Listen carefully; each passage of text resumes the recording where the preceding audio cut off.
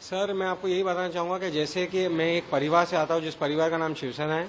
हमारे बड़े जिसको हम हमारा आदर्श स्तंभ मानते हैं, हमारे शिंदे साहब, हमारे उप मुख्यमंत्री महाराष्ट्र राज्य के, अगर उनके बारे में जिसने जो हमारी शिकवन रही है घर की, जो बाला साहेब की शिकवन रही है, क्या शिवसेना स्टाइल में ऐसे लोगों को जवाब देना चाहता है, देना ही चाहिए और हमने दिया है। ऐसी मानसिकता रखने वाले लोगों को आगे भी ऐसा ही शिक्षा मिलेगी। लेकिन जिस तरीके से आप भी गए, तोड़फोड़ किए, आपने कानून कहीं ना कहीं कानून को आप जाते शिकायत करते, लेकिन कहीं ना कहीं आप एक अपने तो आपने गलत भी किया है।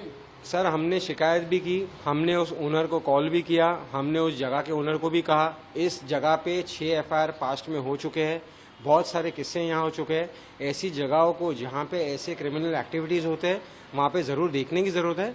और हमने करने के बाद में जो कानून जैसा कहेगा, कानून से बढ़ के कोई नहीं है और हम कानून के पास जाने के लिए तैयार हैं। बट ये कानून हम हाथ में कैसे देख सकते हैं? वही कुणाल कामरा को आप क्या मैसेज देंगे और आपके ऊपर भी मामला दर्ज? बस कुणाल कामरा को यही मैसेज देना चाहेंगे कि आज जो आपने ये काम किया है, आपको तो इसका सबक ज़रूर मिलेगा, लेकिन आपसे जिन लोगों ने ये काम करवाया है, ये एक कॉन्स्पिरेसी है और ये एक पेड कॉन्स्पिरेसी है। इसका भी खुलासा ज़रूर मुंबई पुलिस और कानून शासन में नहीं, बिल्कुल रखा हुआ है। नहीं, संविधान में अधिकार फ्रीडम ऑफ स्पीच का है। संविधान में अधिकार संवैधानिक पोस्ट पे जो बैठे हैं उनका अपमान करने का अधिकार नहीं दिया हुआ। लेकिन आपके लोगों ने जाके तोड़फोड़ की है, कानून व्यवस्था भी हाथ में, भी एक बड़ा सवाल है। नहीं, कायदे से जो भी कार्रवाई होगी वो होगी। सर एफआईआर मला हे कळत नाही हो, छत्रपती शिवाजी महाराज आपल्याला सोडून 1680 ला गेले। 1630 चा त्यांचा जन्म, 1680 ला ते गेले। आता हा सगळा काळ 80 ला गेल्यानंतर आता आपण 2025 मध्ये का असे जुने मुद्दे कुठले तरी काढले जात आहेत?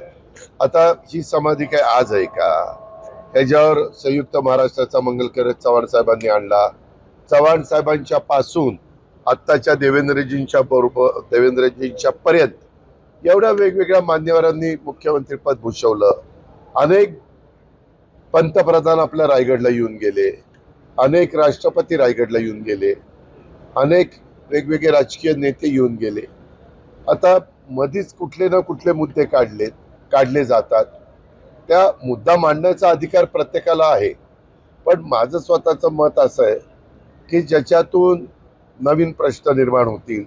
आज आपल्या सगळ्यांच्या समोर, जगाच्या, देशाच्या, राज्याच्या समोर एआयचा प्रश्न आहे, कृत्रिम बुद्धिमत्ता। बजेटमध्ये देखील मी त्याच्या संदर्भात आर्टिफिशियल इंटेलिजन्सच्या बद्दल बोललेलो आहे। आपण बजेटमध्ये तरतूद केलेली आहे।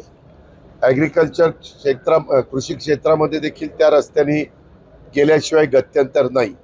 त्याशिवाय माझ्या शेतकऱ्याची पाण्याची बचत होऊ शकत नाही, खताची बचत होऊ शकत नाही, उत्पादन वाढ होऊ शकत नाही आणि जमिनीचा पोत पण चांगला राहू शकत नाही। हे असे अनेक कंगोरे त्याला आहेत। त्याच्यामुळे ह्या गोष्टीला आम्ही महत्त्व देतोय। त्याच्याकरता लवकर काही कॉन्फरन्स घेता येईल का? काही बाबतीमध्ये त्याचं संशोधन मोठ्या प्रमाणावर झालंय, मोठ्या मोठ्या कंपन्या त्याच्यामध्ये उतरलेल्या आहेत आणि त्या रस्त्याने कसं आमचा कापूस, सोयाबीन, ऊस, केळी, वेगवेगळ्या फळबागा, धान अशी वेगवेगळी पिकं घेणारा, इव्हन कांदा अशा पिकं घेणारा आपला महाराष्ट्रातला शेतकरी आहे, त्याला कशी मदत होईल? आणि त्याच्यातून हे जे आपल्याला ऐकावं लागतं, वाचायला मिळतं की बाबा शेतकऱ्यांनी इथं नावमेद होऊन आत्महत्या केली, त्यांनी आत्महत्येपासून त्याला परावृत्त करणं आणि त्याचं शेतीवाडी, त्याचं कुटुंब व्यवस्थितपणे चालेल आणि त्याच्या मुलाबाळांचं लग्न कार्य आणि शिक्षण व्यवस्थितपणे होईल, अशा ह्या सगळ्या गोष्टी त्याच्यातनं भागवल्या जाऊ शकतात। आणि त्यामुळं जगाने पण हे तंत्रज्ञान एक्सेप्ट केलेलं आहे। इनफॅक्ट मी उदाहरणाखातर शेतीचं सांगितलं, पण ते सगळ्या क्षेत्रात आहे। काल पण एक चर्चा आमच्या इथं आंबेगाव मंचरला झाली, सगळे पत्रकार मित्र होते तिथं। पत्रकारांनी पण, वेगवेगळ्या संपादकांनी पण तिथं सूतोवाच केला की ह्याच्यामध्ये पण एआयचा वापर त्या ठिकाणी केला गेला पाहिजे।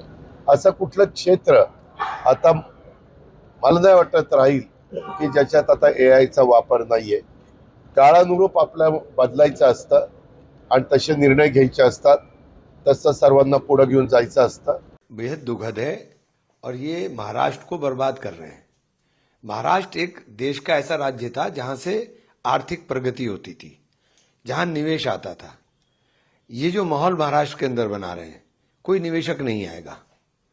महाराष्ट्र का नौजवान पलायन करने पर मजबूर हो रहा है और महाराष्ट्र की स्थिति उन स्टेट से बदतर हो जाएगी जो स्टेट की आप देख लीजिए हालात खुद ब खुद गंवाए. वेस्ट बंगाल इसका सबसे बड़ा उदाहरण है.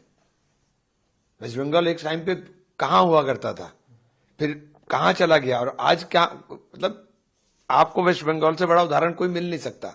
औद्योगिक गलियारा होता था, ट्रेड यूनियन के मूवमेंट्स आए, सब चला गया. यही हाल महाराष्ट्र का होगा. कोई निवेशक नहीं आएगा. निवेशक को शांति चाहिए. निवेशक को आकर के चाहिए कि उसका जहां वो काम करेगा वो इलाका शांत हो, बिल्कुल वहां कानून का राज हो. यहां अभिव्यक्ति की आजादी पर भी पाबंदी. ये लोग ऐसे लोग हैं कि इन लोगों को अपनी आलोचना बर्दाश्त नहीं होती. विपक्ष का काम है हमेशा सत्ता पक्ष के लोगों को आईना दिखाने का. ये उसको बर्दाश्त नहीं कर पाते. बड़ी दिक्कत ये है.